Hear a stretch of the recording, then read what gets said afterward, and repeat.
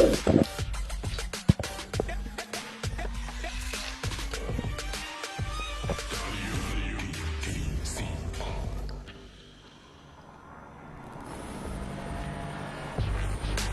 round of the FIA WTCR season for 2020. We head to the Nurburgring, to the Green Hell. The full Nordschleife is the venue for our second race weekend. And we've got plenty for the drivers to deal with. It's not the middle of July, it is mid-September. The temperatures are low on the track, but the track is dry after a little bit of overnight rain. Weather's actually been pretty decent in the Nurburgring for the last few days, but the forecast for the weekend, as ever in the Eifel Mountains, is not fantastic.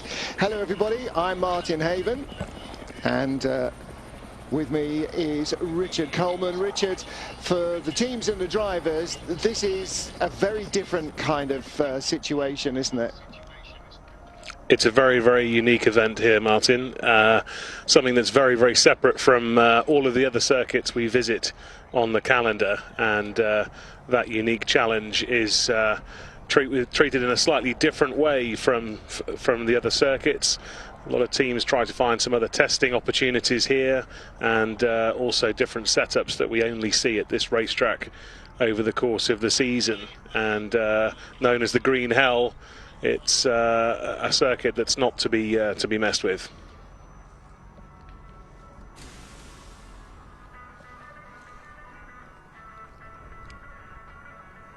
Of course, this year with the coronavirus pandemic, a lot of the opportunities to test here have been severely limited, and it'll be interesting to see who's got on top of the preparation for such an event. Practice time also at a real premium. Of course, only the one practice session, and a lot to learn, as the circuit is the longest we go to by quite some margin at just over 25 kilometres long. More like a rally stage each lap, as opposed to the sort of normal 3 to 7 kilometre loops that we visit.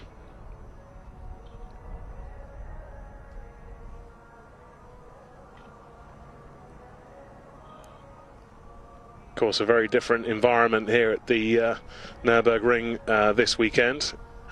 Of course, the pandemic still sadly in full swing in Europe, but what a fantastic effort from everybody to put this event on. Of course, not just the touring cars here in Germany this weekend.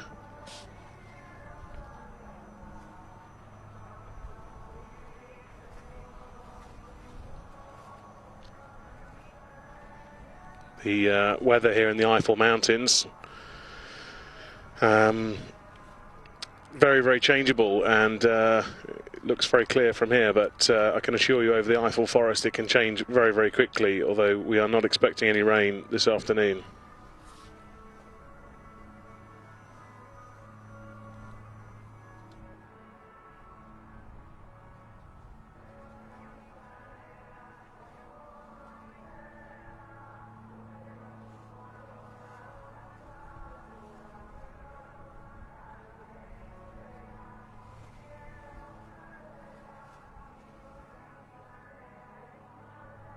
Hello everybody, welcome to rounds 3 and 4 of the FIA World Touring Car Cup 2020. We're here at the Nurburgring Nordschleife, ready to go into free practice 1. So at the end of Zolder 2 weeks ago, Jan Erlesche is top of the charts with 43 points. Bebu Nestor-Girolami is just behind him with 36. We have 5 Nurburgring rookies here this weekend, so it'll be very interesting to see how they get on. Let's have a look at free practice. Let's go.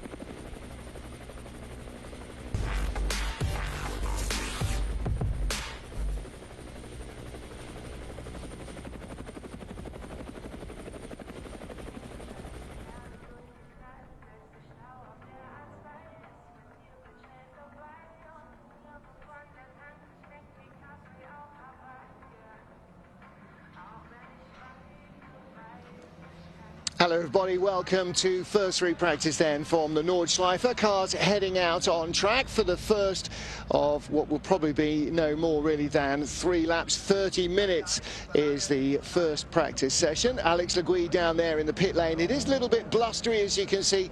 Summer has pretty much finished. And temperatures, well, track temperatures should be around 12 to 15 degrees. And these Goodyear tyres that the cars are using this year, their first time being raced here in Anger this weekend. But of course, Goodyear with plenty of experience of the green hell from their exploits in the Nurburgring 24 hours, the VLN races and so on. So they do know a lot about what is required to survive this track. They're not a sole tyre supplier in the Nurburgring 24 hours. It is a ferocious tyre war between just about every tyre manufacturer you've ever heard of, and so as a result they are very well versed in the demands of the track, what is required from a tyre as well. We're heading out straight away, the 4 Lincoln Co's, 2 Munich Motorsport Hondas, followed by 2 more, Attila Tashi and Tiago Montero. Tom Coronel, I think that was lingering in the Audi behind.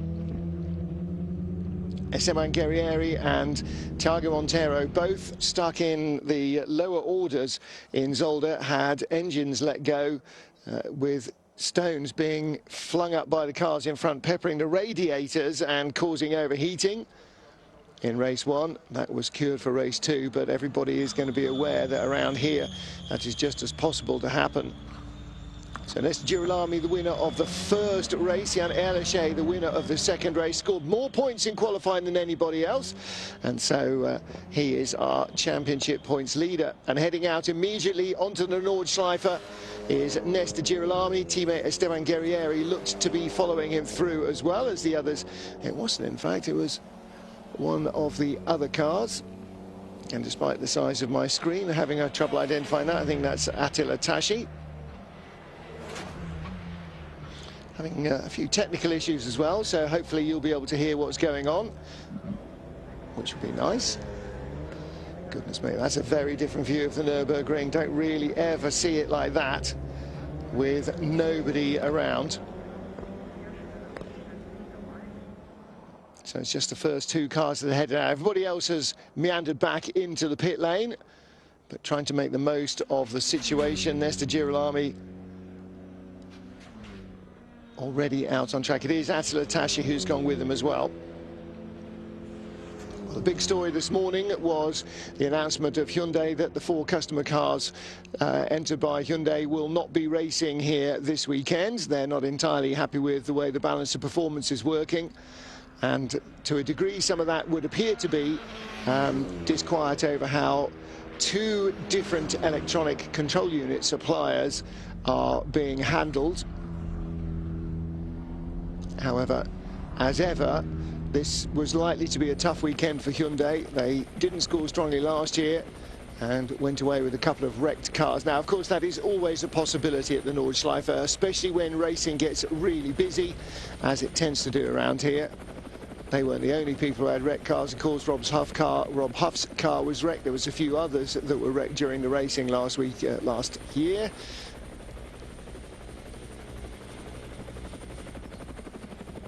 And Tiago Montero now starting to feel, Nesta Girolami rather, now starting to feel a little more relaxed with this track. Last year was his first time here, didn't come here with Volvo in the World Touring Car Championship.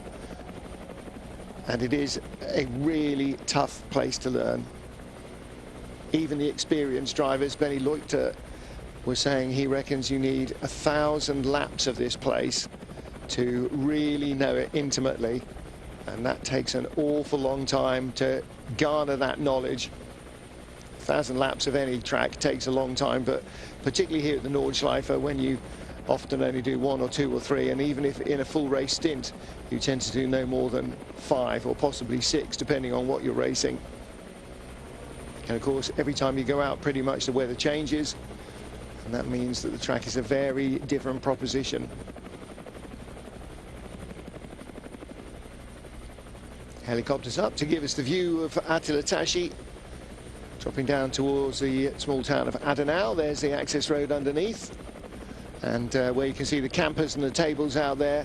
That is the Schmitz family hotel and restaurant, guest house and restaurant. Sabine Schmitz, of course, one of the legendary names of the Nordschleife in recent years.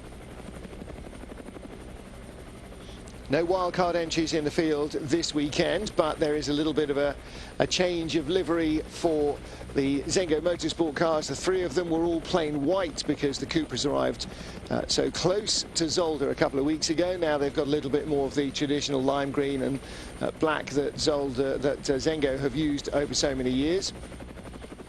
Other than that, shouldn't be too many changes. Tom Coronel, Nate Berton, both in their yellow Audis. Gilles Magnus in his black Audi with the Belgian colours. All four of the Lincoln Co's the same blue colour. Ivan Muller, Jan Erleche, Ted Björk and Santiago Urrutia. And then black with white highlights and white with black highlights for the four cars run by Munich Motorsport. And we'll wait and see when Jack Young heads out on track what the Renault is looking like this weekend. And Jean-Carl Vernet will be the sole representative for Alfa Romeo. He has raced here before, of course, raced here in the last couple of seasons in the Audi team for WRT, so he has the knowledge of that. And Alfa perhaps wisely decided that Luca Filippi might want to learn the track before he heads out into full fat race weekend with one of their very few Giulietta chassis that they have in their control at the moment. So out from the Caracciola carousel through some of the most photographed meters of track on the planet. And this is where it's always crowded, the hillsides full of fans, barbecues, entertainment. And this weekend it is just bare hillside. You can see actually they've done lots of work. They've really extended the parking area there. Huge, hard standing. I wonder if that big campsite will become kind of motorhomes or caravans only. Probably just helps for people to be able to get in and out. Does feel a little bit more anaesthetised than just with grass on it. A few more cars now heading out onto the Nordschleife. All four Lincoln Co's have done. Michele Ascona has in his Cupra. And so far, fastest first sector of the lap. That's the Grand Prix circuit for Tom Coronel in the Audi. Fastest second sector behind us as we watch the two Hondas. Jan Erleche, he's the quickest through sector 2 of all four of the Lincoln Co cars. And quickest third sector of two who have completed sector 3 is Nesta Girolami.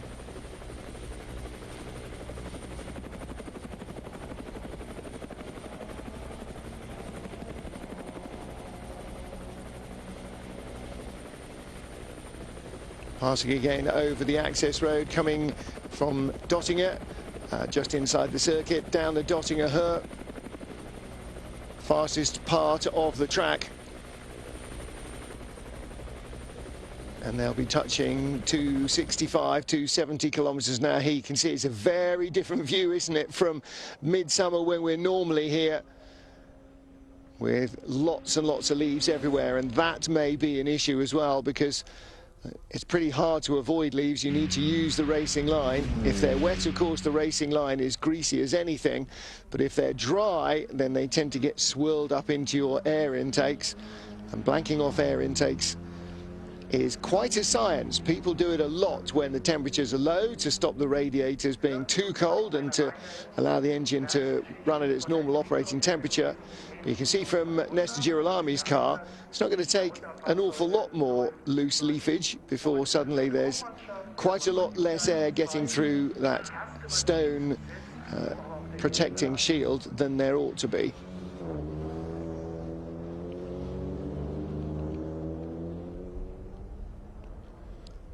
Speed at the end of the straight actually given us 200, or in the speed trap, wherever that is, only given us 209 kilometres an hour. That seems quite a long way shy of where I thought it might be. Fastest lap at the moment then for 9:35.0 for Nesta Girolami, 9:37.8 for Attila Tashi. And the clock's running on Thiago Monteiro behind, on Jack Young and on Tom Coronel. And at the same point on the track, Jack Young 5 minutes and 2 compared to 4:53 of Thiago Monteiro. Not sure how many times Jack Young has raced here. When you're racing in the touring car series, you don't have to have the same license requirements that you do to race in the 24 hours.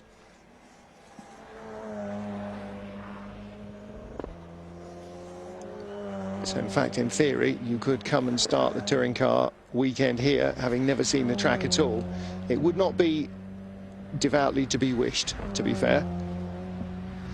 Jan-Elishe Ivan Muller, with Ivan second in the queue, Jan third in the queue. Tom Coronel fastest now in sector 3, 2 minutes 7.9, and not one of the Lincoln Co's was in the 7s.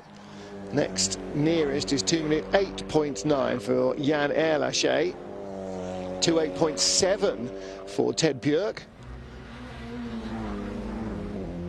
Gilles Magnus now quickest in sector 2. Jean-Carl Vernet's Alpha quickest on the Grand Prix loop, which is sector 1. Thiago Monteiro being caught by Esteban Guerrieri. And that's bad news for Guerrieri. This is not really where you want somebody right in front of you. You want good line of sight. Just possible they might be working on a toe down here towards Schwalbenschwanz, but not entirely sure that's a great idea either. I think Guerrieri's going to have to go by. He does.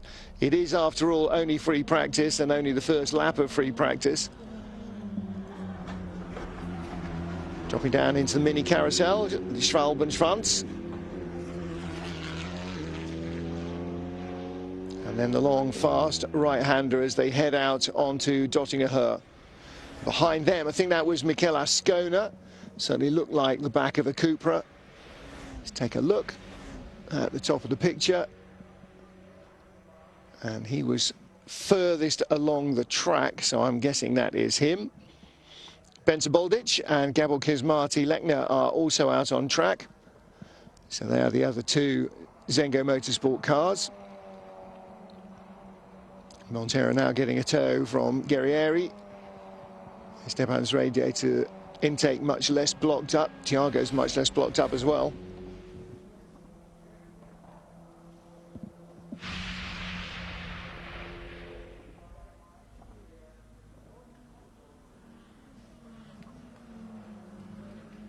So Attila Tashi has completed one lap and headed into the pit lane to have adjustments made to his Honda. Something obviously there that he wasn't entirely happy with. Finishing their laps a little further behind. Ivan Muller, Jan-Elishe, Santiago Arusha, and Esteban Guerrieri, an 11-minute 17.7 lap. Really, that seems slightly odd. Anyway, Jack Young in a Renault. This is a quick lap. Obviously, he has got decent experience then of the Nordschleife.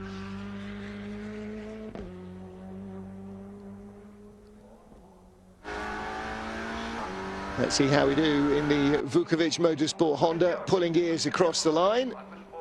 Second fastest. Thiago Monteiro on top of the pile, 9 minutes 11.65 and 9 minutes 27.41 for Jack Young.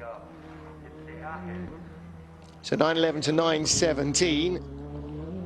At big bar, 9:11 to 9:27, so 24 seconds and change behind. And yet to see anybody go for a second consecutive lap. Jan-Elishe on the Grand Prix loop, kicking up the dust, and Santiago Arusha bothering the gravel traps already. Didn't panic, kept it stable, found his way back on. Ted Björk hoving down Dottinger. Bolidic behind him. A little bit of debris. Oh, has he dragged the splitter off the car there? Looks as though possibly he might have done. Cars chatter up and down so much that the splitter often seems to be moving in relation to the track. Through Tiergarten heading towards the line. Decent lap from Ted Björk to get things started here. 1.2 away. So Tom Coronel fastest from Ted Björk, Thiago Monteiro, Jack Young and Bolidic. Bolidic 11 minutes and 7 compared to 11 minutes and 3 rather, compared to 9 minutes and 3 for Tom Coronel. So the teenager from Hungary definitely feeling the lack of experience. Not so much this man, Gilles Magnus. Well, Gilles very much at home in Zolder in Belgium, the season opener, not only in his home country, but a track that he knows well, that he's raced on well. He reckons maybe 4 or 5 times a year he races at Zolder, including events like the Zolder 24 Hours, which gives you about a season's worth of anything else kind of experience. Magnus so far, purple in sector 3, quicker than anybody else at all. In fact, 6/10 quicker than Tom Coronel's Audi at that stage. This is Nate Berton. He was chatting with Alex on their Facebook Live on the WTCR Facebook page yesterday. One of the guests having a chat about the weekend up and coming.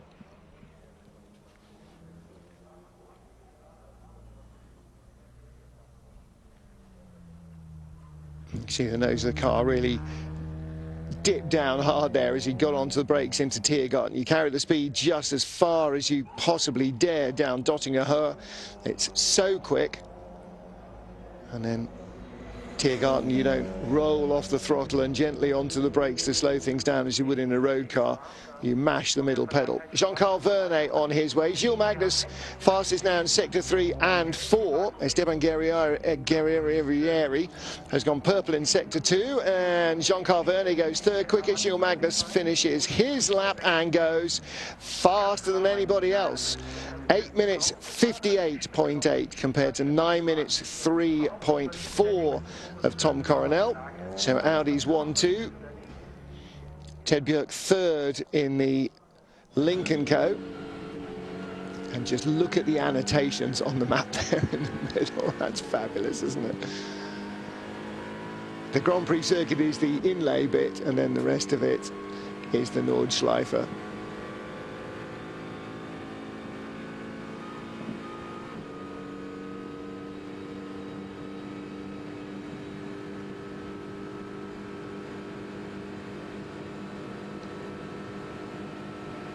Heading down towards Adenau, down towards the bridge, through these long downhill sweepers. This is the stuff that puts the willies up you. You know, it's blind, it's very fast, and just charging downhill. It always feels like you're running with scissors, you know, it's potentially a major disaster. And then as you get down to the bottom of the ravine, and there's no better word for it, and we're still not there, still plunging down the hill. And all the time, you know, we're in a really modern car with good brakes, good power, good chassis dynamics, excellent tyres. And you think, oh my Lord, what was this like in the 60s, in the 50s, in the 30s? Oh, you hear the car creaking and groaning in the compression.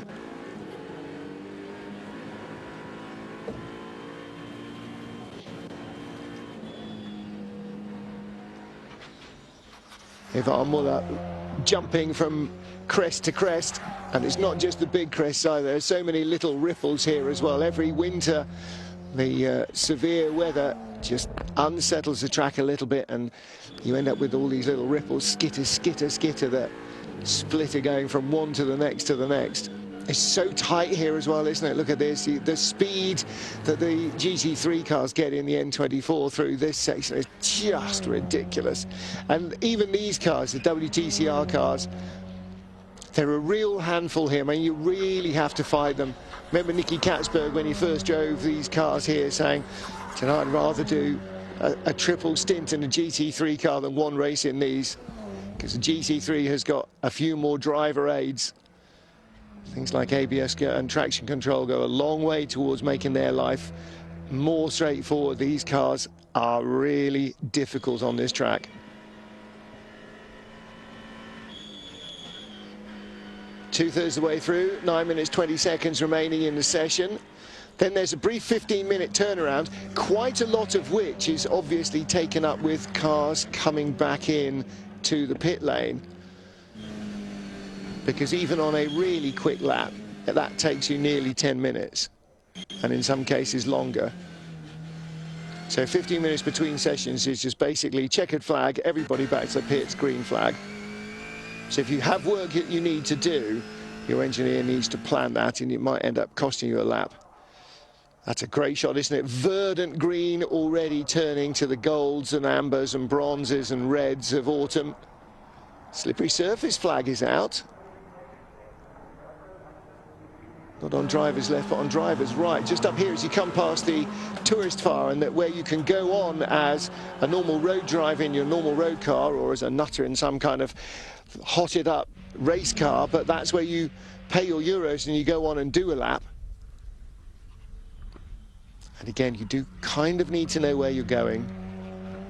There's so much of this track that relatively is impossible to see around the corners. The next bit, it is not a track where you think, oh, I'll just suck it and see. Jan Ehrlichet purple in the final sector. Ivan Muller goes top. Ehrlichet goes quicker than him.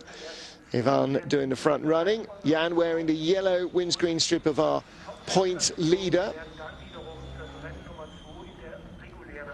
Santiago Ruja coming across the line in fourth place behind Gilles Magnus, but ahead of Tom Coronel. So the Lincoln Co car is doing 2 laps on the bounce there. 7 minutes to go. Well, if you come into the pits now, you can leave and do a lap, or you can do a lap and come into the pits and then use whatever time is left in the session. There won't be any if you start a lap now, but you can use that 15 minutes to be ready for the next session. And that sort of flip-flops either way. If you go in now and spend 10 minutes working on the car, you'll just get a lap started, which means you will be completing your lap in that 15-minute gap between the sessions, which isn't a gap. It's really just an in-lap. In-laps here tend to be quite long. Same length as all other laps, obviously, but that is quite a long time.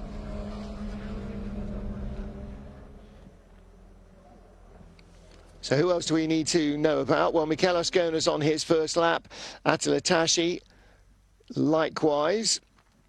Nestor Girolami, no purple sectors for him. Nate Berton is now the fastest man on the Grand Prix loop, so quicker even than the Alfa Romeo. Jean-Carl Vernet currently shown as 9th. And where's the Honda? The Renault gone. Jack Young 11th.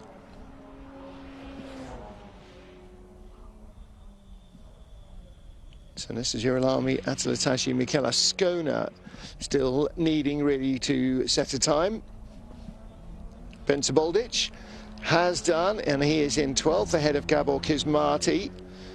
So those two Zengo Motorsport Cupra driving Hungarians need to find a little bit more to be able to get into the top 12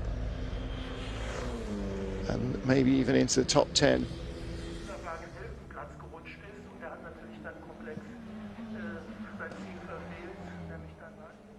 Nestor Girolami 3rd fastest with his first flying lap.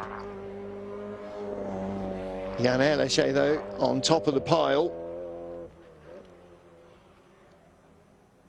Finished qualifying 1 in Zolder, Jan Ehrlichet, with 5 points compared to anybody else. So he's been leading the championship from the first session, or the first point-scoring session of the series. Then, of course, Nestor Girolami took over from him because he won race 1. And Ehrlichet taking it back. So he leads after the first race weekend. And history teaches us that it is quite common in touring car racing at a world level that if you start the season ahead, you end the season ahead. Didn't happen last year for Nesta Girolami and Esteban Guerrieri. It has been quite a common occurrence. Whoa, Gilles Magnus, big skid as he popped out of Schrabenfrans.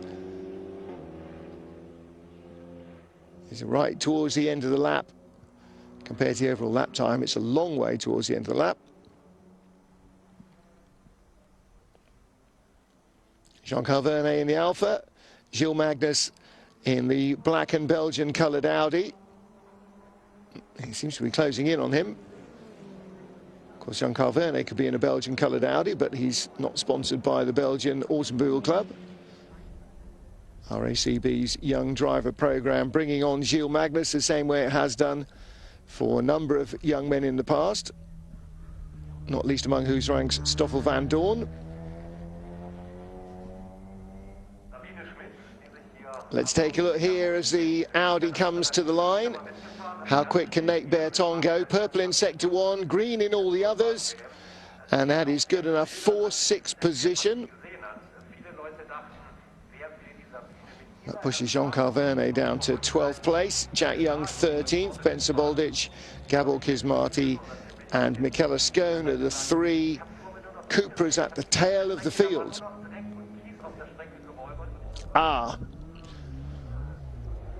Well, luckily that's on the Grand Prix circuit.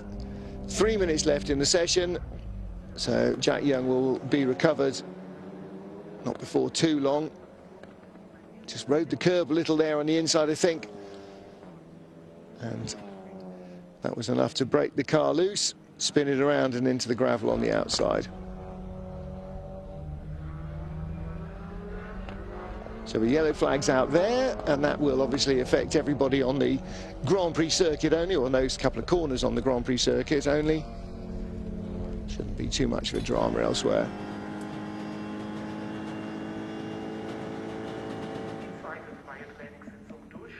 Esteban Guerrieri, that was the audio from somebody else, wasn't it? That was Esteban chuntering out of the pit lane on the limiter, and the audio definitely had a lot more revs up than that.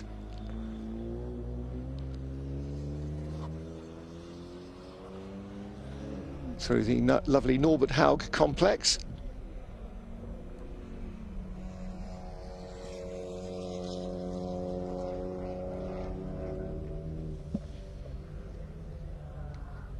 And there's Jack's car. So we didn't even get all the way down to the hairpin. So that was that an outlap? I guess it must have been. Let me have a look. He's completed 2 laps, so I'm not sure whether he was going into the pits. No, it's showing him as a... It's not showing him as an outlap, actually. If I can understand the timing screen correctly, it definitely doesn't say out next to him, which is normally what you get for an out lap.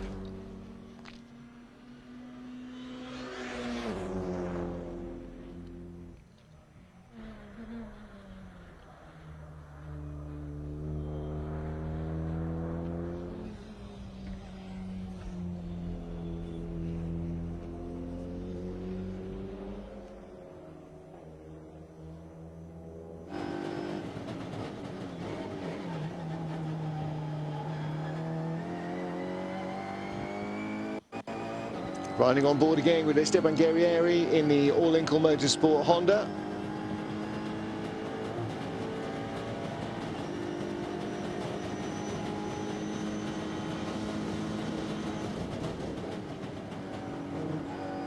And heading back into the pit lane, or is he going round to start a lap? Going round to start a lap.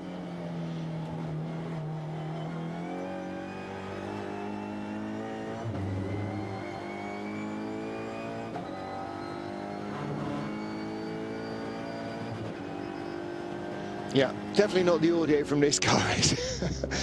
Lots and lots of chuntering all over the place, and definitely not the audio from that particular car, which is a little bit disorientating when you're on board. See him pulling gears and it's still chuntering.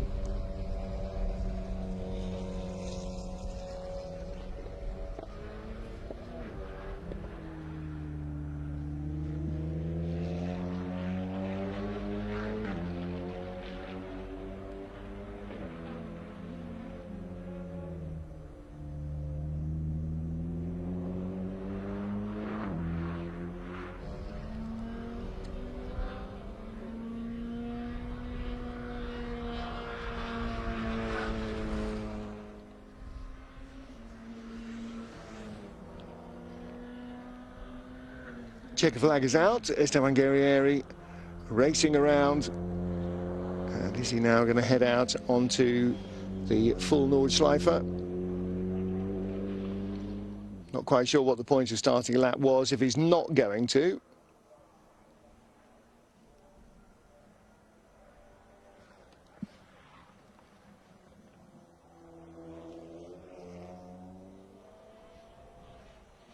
Pensa Bolditch has been shown a black and orange flag for noise levels.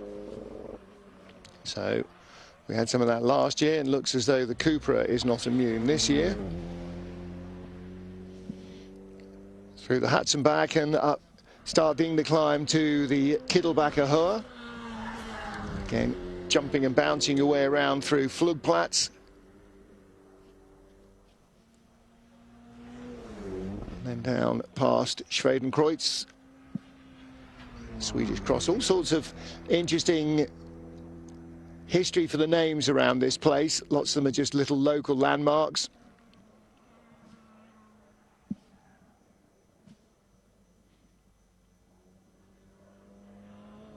And one of the very few sizable gravel traps on the track coming up at Arenberg. Kicking up the dust. Nesta Girolami fourth fastest at the moment, only 0.38 away, and Attila Tashi 0.1 away. Tashi with fast times in Sector 1 and Sector 2. Attila Tashi on an absolute tear. All of his time spent on the simulator really seems to be paying off. He was very quick indeed in the pre-season eSports series. And he continues to be very quick indeed.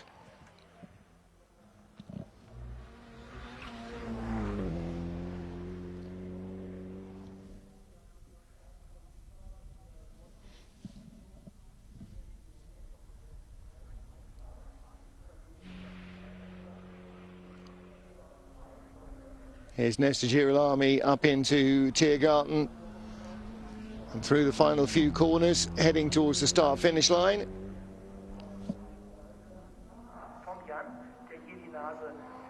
7/10 away. Amazing, isn't it, the length of this lap, and yet they are so close in time. And Attila Tashi behind him. This should be a real flying lap. Jan Ehrlichey is 0.04 of a second ahead of Gilles Magnus. 0.04 of a second. And that's not on a 2.5 kilometre Grand Prix circuit or something. That's the entire Nordschleife and Grand Prix circuit. It's just ridiculous.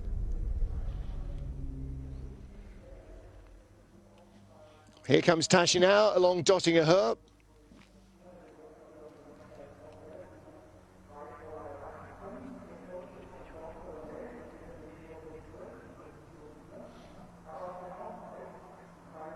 The car looks like it's barely moving, doesn't it? One of the widest parts of the track as he comes up to Antonio Spucher.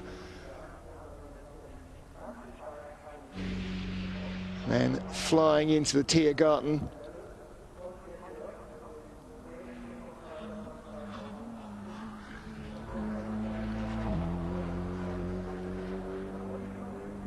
Keeps momentum up. Nice looking lap for Attila Tashi. Purple sectors almost everywhere you go. 9/10 clear of Jan Ehrlichey. A young Hungarian. That is a very impressive lap indeed. So it does look as though Honda, Audi and Lynk & Co will be battling hard at the front of the field.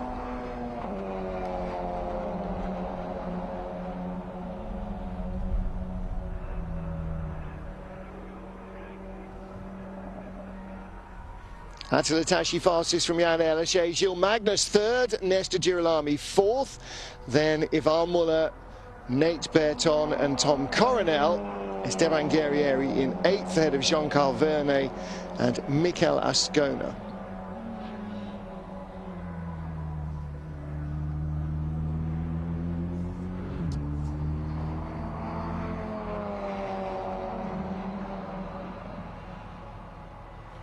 So cars in now off the Nordschleife predominantly. Jan Ehrlichie still appears to be on a lap.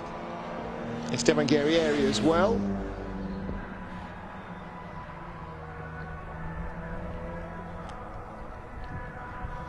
Interesting, Attila Tashi. Rookies in our paddock this weekend, and Gilles Magnus is one of them. Gilles, did you spend all of lockdown on the simulator going around Nurburgring by any chance? And putting out some great laps for a rookie. Yeah, I really enjoyed it. I did some laps in the simulator, definitely. I mean, you have to on this track. 25 kilometers, even just to know if it's going left or right. It's not easy, and you need to know the details. So a lot of simulator work, but when you go on the real track, it's different. The car obviously has pace and feels good. Yeah, I mean, there's still some things to improve on balance-wise, but I think everybody's in the same situation. It's only free practice. Let's see what we can make better on the car. Well done, Alex, and yes, well done, Gilles, indeed. Very good lap indeed from the rookie.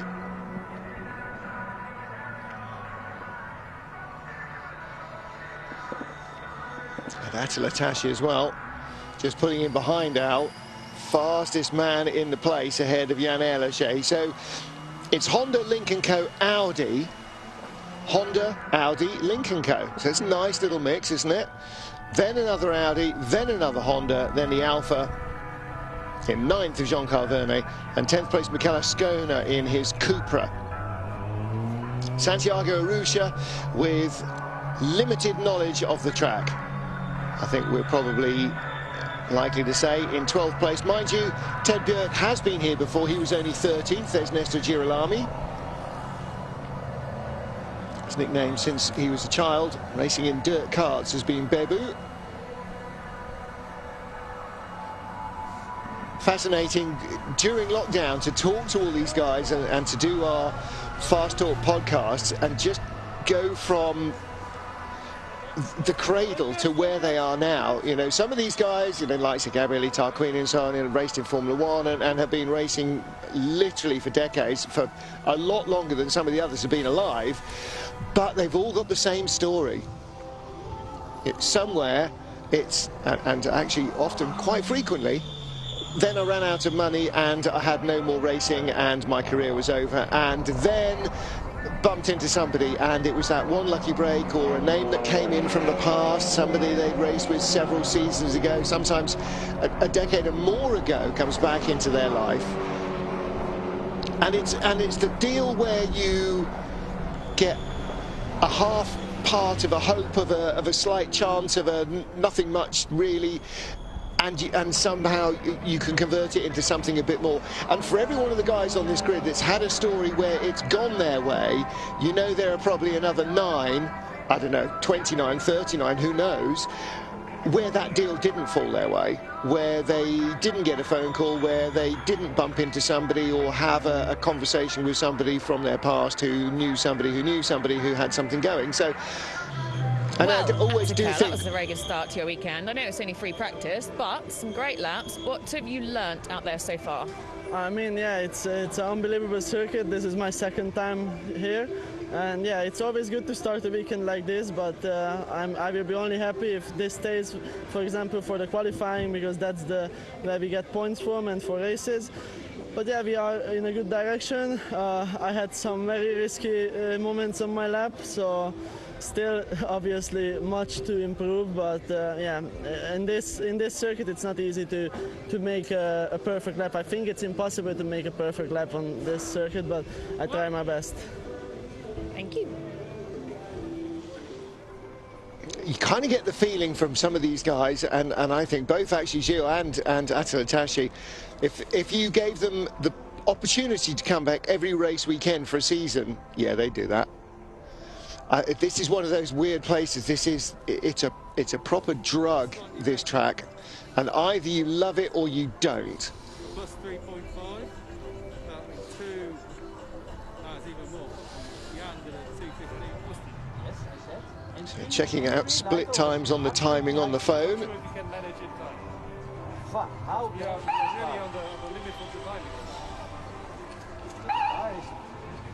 I will show you the video. You will start laughing.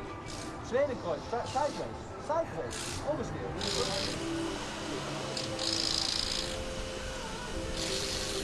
Tom Coronel obviously not wildly over happy with the handling of his Audi.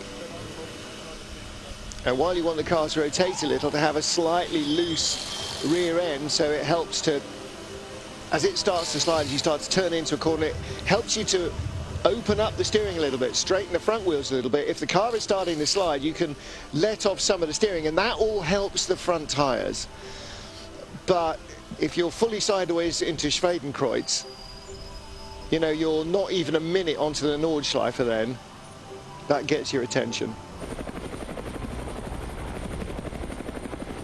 Looking down at the Nurburgring, building with the sort of brown roofy bits, that's the Dorint Hotel, just opposite the track. First free practice, a chance for the drivers to reacquaint themselves with the Nurburgring after more than a year away. 14 months since they were last here. And for some of them, it's a change from a simulator to the real world. And that's a bit like having a simulated free-fall parachute jump, I would think. Doing it in a wind tunnel is one thing. Actually throwing yourself out of a plane, that's a whole different level of something. And I think this is a whole different level for every racing driver. There's nobody who comes to Nordschleife, whether you're in a touring car or a GT car, whatever you're racing in, nobody comes here and doesn't just tighten those seatbelts extra tight.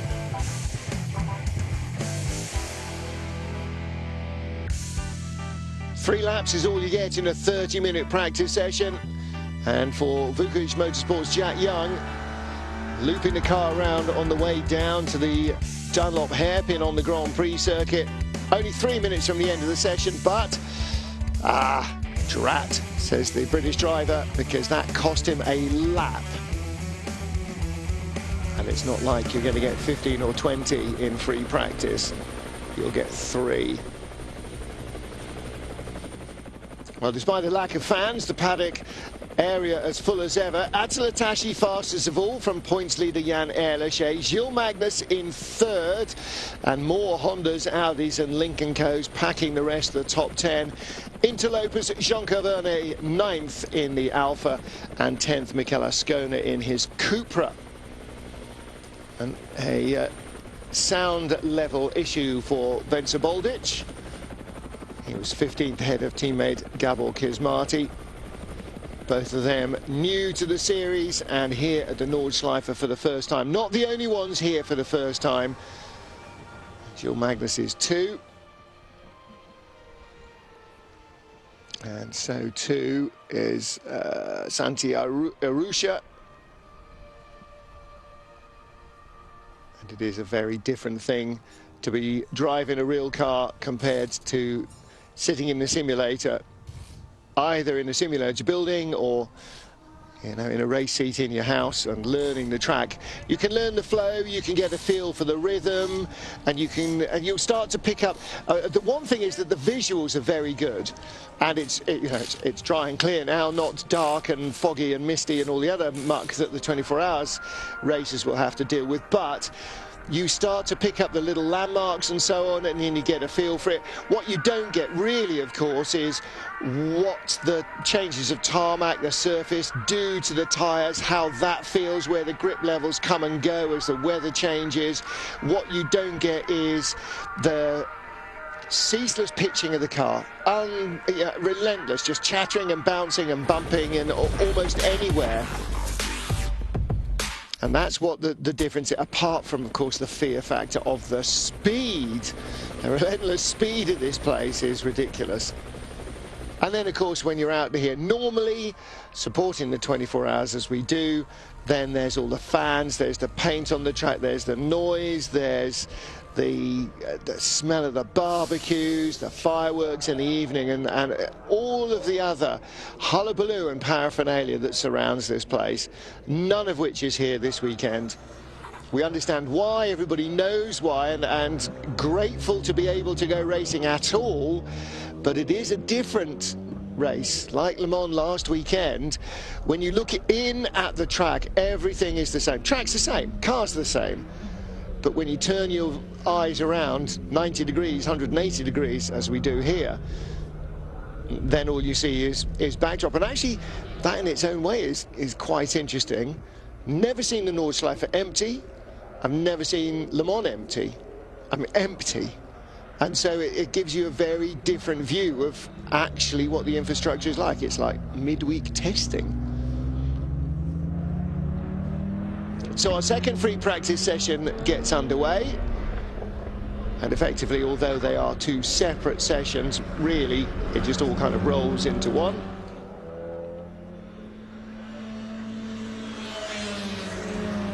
Fresh front, the rear hot from before, and then less rear toe, and the guys are trying to behind the front. And you go straight into the Nordschleife.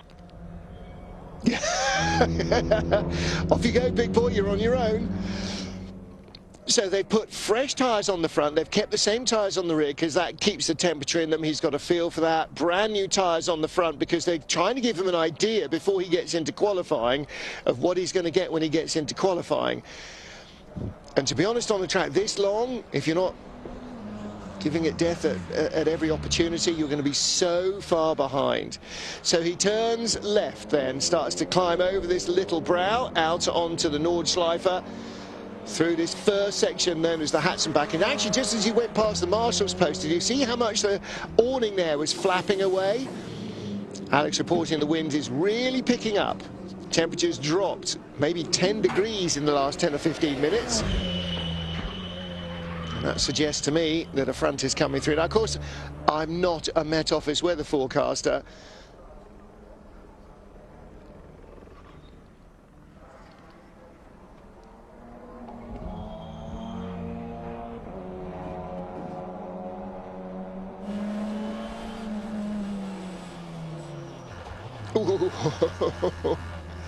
Now again, that is not his audio, I'm afraid. The audio plugged in the truck is plugged into, well, the inputs and the outputs onto the desk and therefore out to us aren't necessarily in a straight line, are they? There's been some cross wiring going on there, which is not entirely unexpected. But let's follow Santi Arusha around this circuit. Again, if you ever get the opportunity, if you happen to be going to Europe for anything, oh! And hold. Oh, slaps the barrier. Now, I was going to talk about a bit less rear toe, and I'm assuming a bit less rear toe out, where it's a bit splay-footed, if you like, so the front edge of the tyre points out compared to the rear edge. And what that does, apart from slow down a little in a straight line,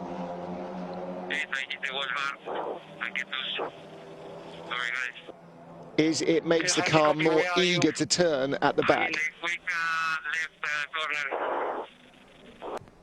The quick left corner, that does not narrow it down. Now, if he'd looked at his map and figured out where he was, he is in one of the most easily identifiable visual parts of the track, actually, because of this big gravel trap. It's Arenberg. So he had a big moment in Schwedenkreuz, which is exactly what Tom Coronel was complaining about. This back steering the car. Here we go, it lands, and look. Turns into the left, this is Schwedenkreuz, and the back is steering, and he's going, no, come back. It's already trying to spin him, and he's trying to control it with a combination of clutch and throttle. Oh! And that's a big slap. Actually, that is a big slap on the barriers. And of course, the car won't come back immediately. So over the brow here, gets light, it's steering at the back, too much, come back. He's got no lock, now he's a passenger and just waiting for the noise to start. And no matter how many times you get into a situation like that, there are times when you are just a passenger, and that was one of those. And he's dancing on the pedals, doing everything he can. Problem is, you know, as a Billy, as a road driver, you'd hit the brakes, and then you just spear straight off on the driver's right. But there he's just trying to hold it. He knows it's going to try and tank slap him off somewhere. He's just trying to hold the slide, hold it, hold it, hold it. And don't forget, of course, it's a front-wheel drive car, so that's not a rear drive slide. That's not too much throttle. That's the car steering itself on landing. So as the suspension is compressed, it changes the steering geometry, and the rear of the car steers more. So as it starts to slide with the rear coming out to the right rear tyre, which is the laden up one, is now starting to increase the steering angle there. It's trying to rotate the car more, which is what you would want in a left-hand corner. The problem that was there, it was doing it much too much for that left-hand corner. And so Santi Arusha, that I'm afraid is going to be, well, qualifying luckily isn't until this evening. Unluckily, it's this evening. It's going to be very interesting to see sundown effectively. Realistically, sundown is about 7:30 in the evening, so it'll be getting darker. The question is what happens with the sky, because if the sky is really leaden, it won't be getting darker. It will be nearly dark. And this is not a light circuit, a lit circuit. This is a very, very dark circuit. And of course, these are touring cars. They're not endurance races. They're not made to race through the night. They do have lights, in the same way that my Morris Minor has lights, probably. They're not the world's greatest lights. Starting to pull hard up the hill now. Watching Nesta Girolami. Gil Magnus again, very quick in sector 2. That's the first element as you go out onto the Nordschleife. From Hatzenberg, Hocheichen, up to the Kittelbacher Höhe, Flugplatz. And then, of course, you get to yellow flags down in Arnberg. So that's going to skew things a little. You saw the rescue vehicle ready to pull Santi Arusha's Lincoln Co. away. And that then, of course, will change the dynamic, because suddenly there won't be a yellow flag at the beginning of Sector 3. Sector 3 from Arnberg through Adenauer Forest, up through Metzgerfeld, and all the way up towards Exmühle.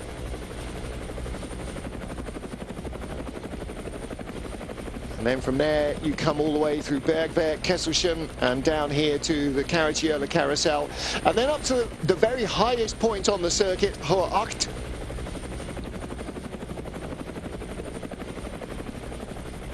As you get through the right at Hohe Acht, then you start skipping and jumping your way down the hill in a not remotely happy skippy jumpy way, because it's all bumping and bouncing down through Wipperman, and then Brunchen, Pflanzgarten, all the terrifying bits. If you've got somebody driving you quickly in a car, particularly if it's a road car, they are the terrifying bits. Not being driven around here quickly in a race car, I think I might have to think twice about it. The view and the experience in hindsight, I think, would be a wonderful thing, but at the time, I tend to suspect you might fear for your life. I tend to suspect very slightly on this track, actually, your driver would be less likely to deliberately scare you, because I think if he tried, he might be deliberately scaring himself. I think he'd probably understand that having not driven around here and not raced here, you would be scared anyway, or at least it would have your full attention. I don't think this is the track where you can be leery with a punter alongside. I don't think you need to be honest. It's a bit like climbing Nelson's Column. I think the first time you do it, probably the sensations are enough away from normal that nothing else needs to be added.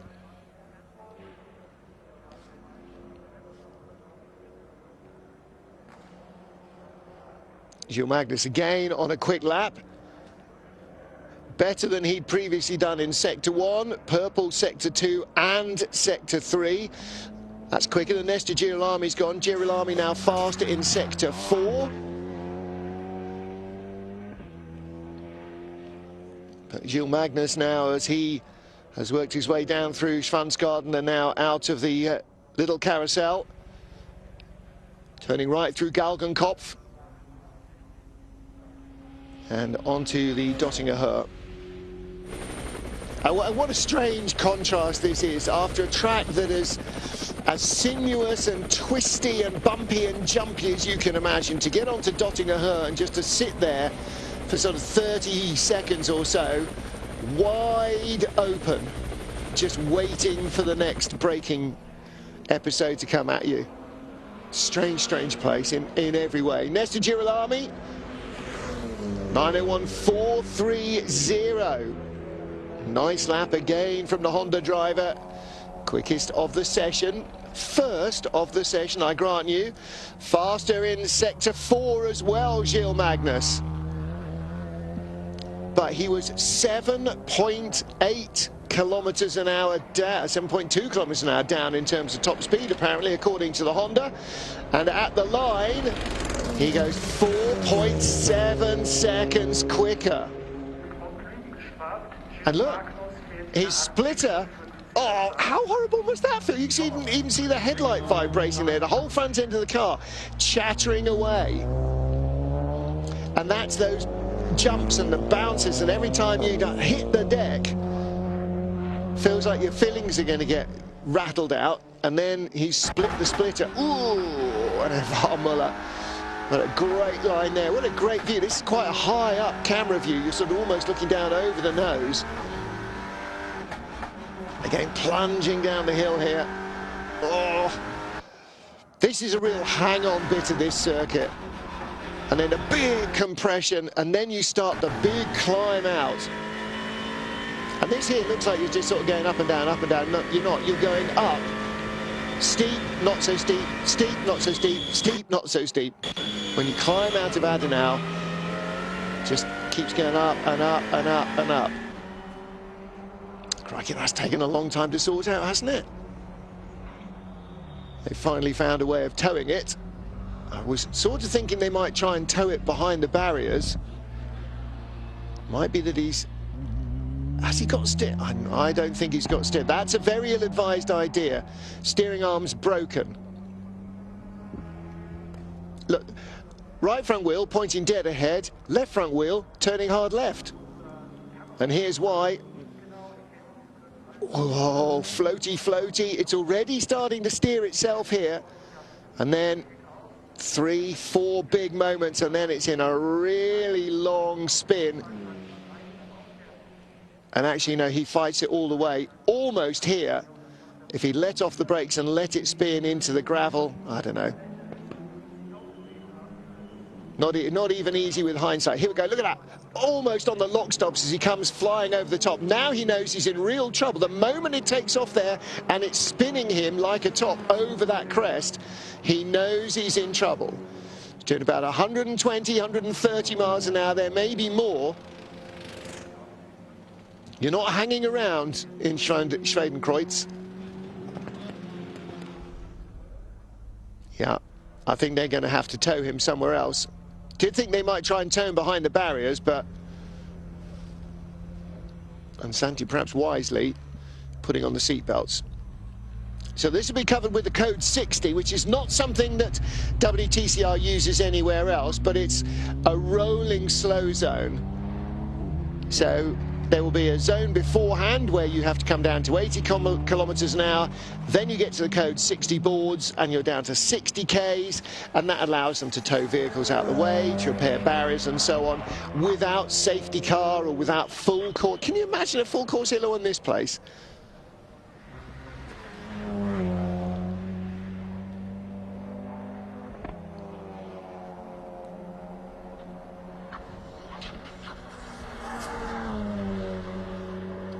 Well, Lork Salami and praise the Lord, it sounds as though we may have Richard Coleman. Let's give this a go, Martin. Hey, I hope you can hear him, because I can actually hear him as well, which is fantastic. Everyone's John's been dodging a bullet for the rest of this session, but you have my dulcet tones back now. Well, that little moment from Santi Arusha, I mean, I know I've been sort of adding up 2 and 2 here. You saw that. We heard Tom Coronel between sessions talking to his engineer and saying that basically the car was just almost on the lock stops in Schwedenkreuz, and then within a few minutes Santi Arusha has exactly the same problem. The team saying to Tom, to Santi as he headed out the pit lane, they'd taken a bit of rear toe out, a bit less rear toe, they said. So I'm assuming they had, yeah, a bit less toe out, because he was obviously deciding it was a bit tail happy, and then the thing just spins like a top. Yeah, Tommy was saying that he got a lot of turn-in oversteer, so the rear of the car trying to overtake the front on corner entry, and this is the kind of circuit that you really need a lot of confidence in the rear end of the car, as you saw from the Lincoln Co accident. At the moment, even if it just gets you offline, there is just no margin for error here, as we watch a replay of Azcona losing the inside shroud of the wheel arch. Yeah, Azcona's been off somewhere and he's nosed into the barriers, hasn't he? Because that definitely was not looking clever at the front. And it's...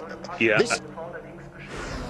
The problem you have here, Martin, as well, is that this circuit demands a lot from the car that we don't see at other circuits. So it's very, very hard on the brake temps, because you're always constantly on and off that middle pedal, and those little innocuous sort of nerves of the barrier, even in a practice session, can disturb all the cooling routing and all the ducting that's in the front end of the car, and of course cause things to overheat.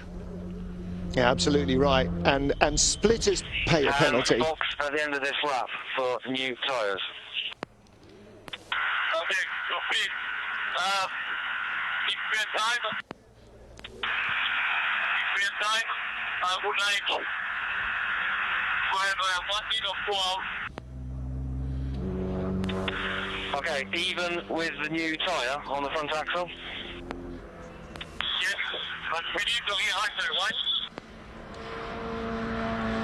Yeah, he's absolutely not wrong. He was asking for a bit less toe out as well, I think, wasn't he? Yeah, it sounded that way. I mean, and that's why the engineer's saying, are you sure, even with new tyres, Ivan? Because obviously the balance of the car will change dramatically with a new tyre run. And, you know, of course, at the moment we're just in free practice. I think the engineer's kind of saying, well, why don't we give it a go on new tyres? Because then if you're still not happy with the balance, we've got another change we can perhaps make going into qualifying. But so much of this is about getting confidence for the driver. You've really got to hang it out for that all-important lap in qualifying. And I think a lot of these drivers are sort of just trying to get their eye in, really. You don't want to risk the car too early, because you need laps around here. And it's a very condensed timetable here. So if you put it in the barriers now, you may well not be out for qualifying. And that's exactly right. And that was the big worry with Santi Arusha, isn't it? You know, Ivan knows he's gone off, and he knows why he's gone off, and the engineer's saying, you sure you don't want it a bit more tail happy? No, really, trust me on this. I've been, you know, because you're right, if you stack it now, you learn nothing, and then you go into qualifying behind the 8 ball. So what you actually need is a car that you progressively make a little more aggressive, rather than the other way around. You don't want it too aggressive to start with. And of course the other element here, which hasn't been the case for the last few years, is it's a brand new tyre. And so they're now feeling their way around how the rear reacts on the Goodyear compared to the Yokohama that they've been used to before. And that's all part of it as well. How you get the heat in, how you don't overheat it, how you do keep it up to temperature, and how that rear steer works. And, you know, that's all a big part of it as well. So much of getting the speed out of the car is being in a comfortable place, isn't it? And the drivers need that to start with. The engineer is always trying to push, because that's what you guys do, but the driver wants it to be comfortable, because otherwise he's just, you know, tightrope walking over the Niagara Falls without a balance pole. Yeah, and it's such a difficult balance to strike, and even more so in a condensed race weekend format like we have here at the Nurburgring. And like you said, Martin, with the Goodyear tyre, of course, all the front-running teams will have done countless thousands of kilometres of testing. But of course, in a COVID-affected calendar, those testing opportunities have been few and far between, and it's unlikely that teams have had much opportunity to run on this circuit here, the Nordschleife, which obviously is a very, very individual case as far as circuit layout goes for these guys. Yeah. All but none. And in terms of pre-season testing, really, really restrictive as well. And when you go in with a new tyre, that's a little bit like starting a marathon with brand new trainers on. You know, you want to have broken them in a bit. The drivers want to have a feel of this tyre, and they're just learning as they go. And again, you know, the onboards here are quite impressive, aren't they? Jean-Carl Vernet really making it look like he had the Alpha working very hard indeed there for him. It's a better lap for him. It's not a great lap compared to some of the others. Where's he going to go? And we've still got the yellow flag out for the shrouding from Ascona. But it's a unique challenge, this circuit, and forgive me, Martin, if you've spoken about it previously. But one thing I've noticed, of course, coming here in a much later part of the year is, you know, there's a lot of trees that are starting to shed their leaves, and they really are starting to clog up in those radiator grills and no doubt brake ducts as well. And that's a challenge that the teams won't have seen here before. And I can assure you that these cars really do run on the edge from a cooling point of view, and that's something that the teams are going to have to factor in for particularly the races. Well, there's a couple of elements. First of all, the heating, you're absolutely right. We saw that at Le Mans last week, something that nobody had any experience of. You're used to, you know, the mesh there that stops stones going through. It allows fine dust and sand to go through. But yeah, clumps of autumn leaves, no, they block it because they're nice and flat, and they get pressed up there by the wind, and they don't go through. So they just sort of build this pancake. Benza Boldic, black flag now. The car too loud in the first session. They were warned about that, and apparently it is still too loud on the decibel anemometer. The other thing with leaves is, think about your driveway or your patio at home. When you've got falling leaves and they're nice and dry, they're all sorts of rustly. Get a bit of rain on it, and suddenly it's like ice. So if we have a wet track covered in leaves, suddenly the leafy bit, that might as well be ice, because there is absolutely nothing for the tyre to work on. It's not built to clear leaves. So yeah, a wet track with leaves everywhere is going to be really treacherous. And that's another thing that in the 24-hour race is going to be, that could be responsible for a lot of additional attrition. If it gets windy and blows all the leaves into the track and then it's wet, oh boy, could be a long 24 hours. I know all 24 hours are long, but you get my drift. And all those apertures you see at the front there of Coronel's car, when this car is blasting along at velocity maximum down the straight, they're very attractive to the leaves. They just get sucked up and end up in all kinds of places that they shouldn't, leaving the temperatures to start skyrocketing. Yellow jersey wearing points leader, Yann Elochet, although in this case, because yellow jerseys tend not to be fireproof, it is a yellow windscreen strip. Our rookies have a different coloured grey windscreen strip as well on their cars. All the others are black. So there you go, that's the light coloured one on Gilles Magnus's car. Looks like a little bit of damper work going on. So damping, very important here, Martin. Yeah, it's one of the circuits that I would say sort of damping is a lot more around sort of control. You know, the car moves around a lot. This isn't a typical racing circuit that's very smooth. This is almost getting on for a rally stage in parts of it, as you know, we watch the Lincoln Co now harry through these crests and such. You know, this is where the damping gives that driver the control. You know, the wheel needs to be controlled in the wheel arch, and there's so many drops and ripples in this circuit, as you were saying earlier, that damping is far more focused here than it is at other circuits. Well, tyres always used to be the dark arts, didn't they? And I think people have sort of understood for, you know, lots of years since slicks were really introduced, that the tyre can have a really fundamental effect on the car. But definitely now, damper technicians they're, as well as the software gurus, but particularly the damper technicians, I think they are the real dark art magicians of race car suspension. Geometry is well understood and how you make it work, even when you start with a road car base, like a lot of these do with road car pickup points, which aren't really designed for this sort of nonsense. Yeah, damping, making sure that the wheel stays on the tarmac and stays in, the, you know, giving you grip. That's absolutely key. Controlling the roll of the car, of course, is the other element of it, but it's making sure that the tyre doesn't just bounce around like a road car damper would. Road car dampers would last about 3 or 4 laps here, and then suddenly you'd find out that you're understeering and oversteering everywhere, and that's just because the damper's given up the ghost. It's also a very subtle change, and sometimes on a race car, you know, you don't want to be making changes in case you're going the wrong way, or you're going to have a car underneath you that you're not sure about. And dampers can be a very subtle change. I used to joke with an engineer that used to work for me back in the day, and you know, we'd forever be sort of going, you know, 2 clicks of front bump for qualifying. And I used to write after the race report every weekend, maybe we should just try those 2 clicks going into the race weekend, because we seem to do it every time. But it's one of those subtle changes that the driver's happy to make those kind of change, because he knows there's a nuance, there's a subtlety to it, and that he's going to sort of have the same car underneath him with a very subtle tweak. It's not like, oh, we're going to change the spring or the bar or something like that going into qualifying. It's a nice subtle change that sometimes can be just almost a psychological benefit as a performance one. Funny, even as you were saying that, I was thinking, yeah, he knows the car is going to be better, so therefore he feels it is better, and therefore it is better. Whether it's operatively better or not is a moot point, isn't it, very slightly? Exactly, as we watch Ted Bjork top the timesheets.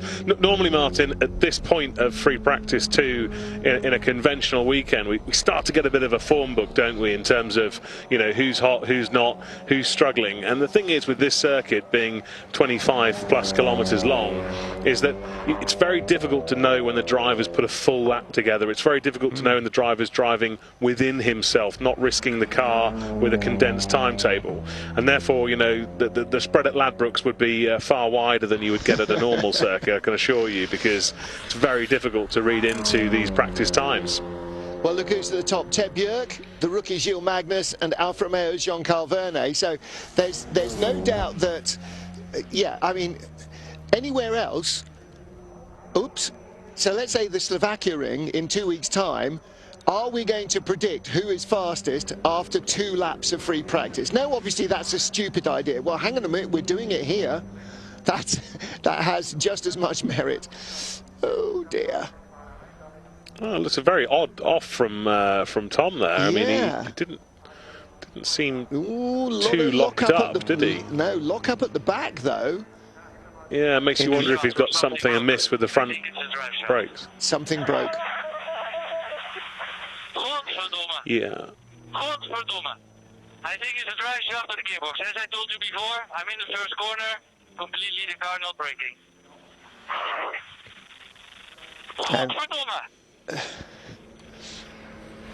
And you don't need me to translate that. There is his teammate Nate Berton.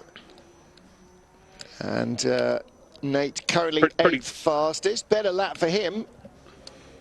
Pretty scary for Tommy there down into turn 1. There's a nice big deep gravel trap there, but you wouldn't want to have that failure out on the Nordschleife, that's for sure, because you'd connect with something far sooner and far harder. But yes, sometimes we've seen on the Volkswagen Audi Group cars in the past a sort of a vulnerability with the drive shafts, which is why Tom is suspecting that. And of course, you lose the engine braking when the wheel is no longer connected to the engine, which is why he's skated on and under braking there. But basically, what happens is you reverse the load, hitting the brake, and that's when you induce the failure and something shears off. That's Latashi across the line, and despite a slower sector 4 and 5, goes quickest of all by 1.3 seconds ahead of Ted Bjork.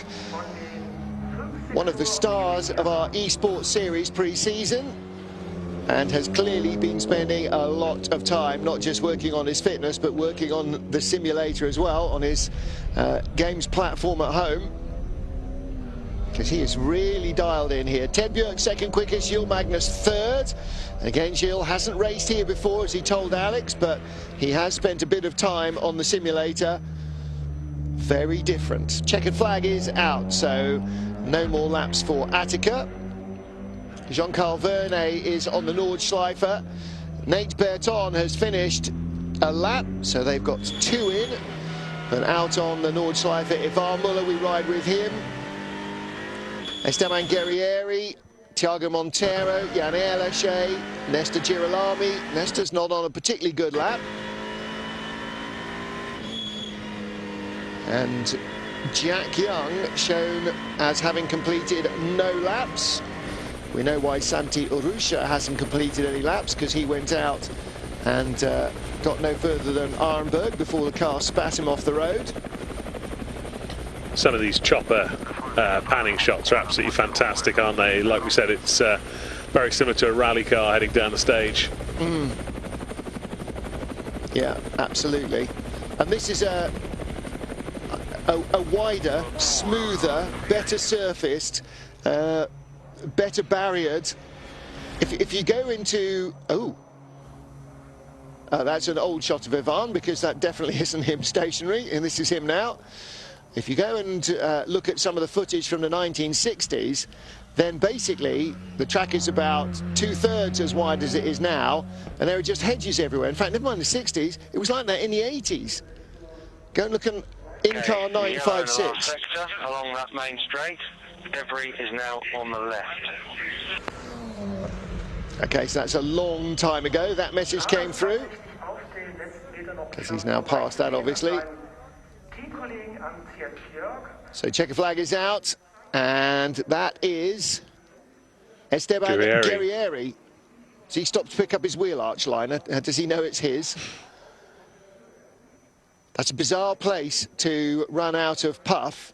I suppose he may have run out of puff here, knocked it into neutral and just coasted up the hill as far as he could to try and get back to the pits.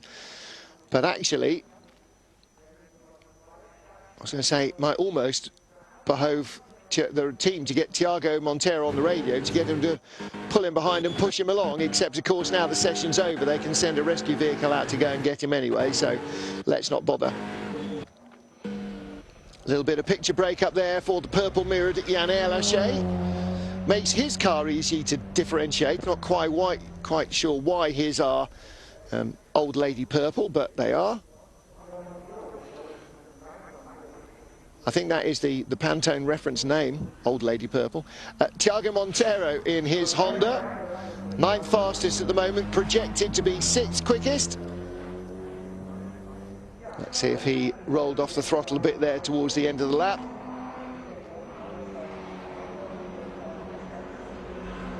And remains in 9th place. That did look a little pedestrian through Tiergarten and up towards the line. This is what I mean, Martin. There's so many long bits of straight where you can get out of throttle to hide your pace a little. And of course, got those young guns of Tashi up there at the top of the timesheets. Magnus, again, another young gun. Are they hanging it out? Is this all they've got? And you know, is the experienced hands of Muller and Björk keeping some in the tank for the all-important qualifying session? That's a very valid point. Well, let's see what Jan Erlache's got. 6 gear, 238, 240, look just below the 6, and yeah, we were getting up to it. If they're not doing 260 here, I'll be astonished. Road cars will do 260 Ks here. Of course, yellow flag, so he's slowing down. So this, again, this puts a little bit of a fly in the ointment in terms of just looking at the lap time, which is why sector times are so important to teams, because you take out the wrong statistic, don't you? You take it, you don't say, oh, he was way off on that lap. No, he wasn't. He was right on it for 4/5 of the lap, but the final sector had the yellow flag in it, and those are the details that you then look at, and then you compare what does compare and then take out what doesn't.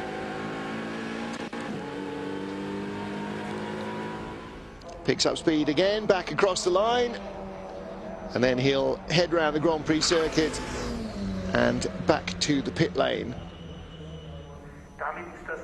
So free practice 1, free practice 2 completed, and that is track action for WTCR for the meantime.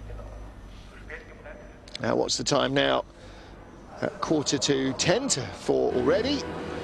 4 o'clock, 24-hour qualifying begins, so that will be very, very busy indeed. Coming through the back entrance here into the paddock.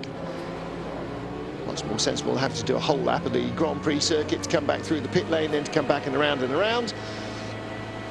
So they drive in up this little... So if you want to know what the old race circuit looked like, it was sort of more like this than the current race circuit. See some of the historic cars there on the left-hand side. And again, if you get a chance to come to the N24, watch the historic race. Oh boy. You know, in 1970s, old snotters that you wouldn't necessarily give a lot of garage space to, these guys are fully committed. And when the top guys in all the hot Porsches, that's why they got the wide bodies on, so they can fit the cojones in. Well, we'll be back at 6:55 Central European Summertime, 5:55 British Summertime, 16:55 Greenwich Mean Time. So wherever you are watching, morning, afternoon, evening, or dead of night, I guess, depending on where you are, that's when we will return for qualifying. And again, just a 40-minute session, so it is get on with it. At the moment, though, again, the fastest man, stroke boy, Attila Tashi ahead of Ivar Muller, Ted Björk, Gilles Magnus in 4th. Björk popping up to 3rd at the end of that lap, ahead of Jean-Carl Vernet and Nate Berton. Then Nestor Girolami, Jan Erlache, Thiago Montero, Tom Coronel. Out of position, Esteban Guerrieri, definitely. Santi Arusha, definitely. Mikel Ascona, maybe. And Jack Young, be interesting to see what the Renault can produce in qualifying, because it did have pace, didn't it? Until he had his little spin and then didn't go out in the second session. And I wonder whether his spin maybe was failure-induced as well. Tashi on it on the way in, Richard, giving himself every opportunity he can to learn this track. Yeah, miles count for a lot round here, and particularly the younger guys, perhaps not raced here as much as the others, but yeah, Tashi has been here a number of times, and he's proved to be very competent. Like we said, Martin, it's just a question of, are the young guns hanging it out in the free practice too? Is this what they've got, and the others perhaps a little bit more to deploy next time around, or not? Look at the leaves, Martin, as well, you know, the winds swirl around in the Eifel Mountains. Yeah, wind's really blowing at the moment, and you could see that in the trees, the leaves just being blown straight across the track. There you go. Nobody in front of him. These are relatively short runs, whereas obviously in a race environment, there's no chance to clear those leaves out. And of course, you know, there could well be more winds tonight and into tomorrow, which is going to dispel some more of these leaves. I think there's rain in the air as well. And you're absolutely right, you know, even a short stint in the N24 will be 5 laps, 6 laps.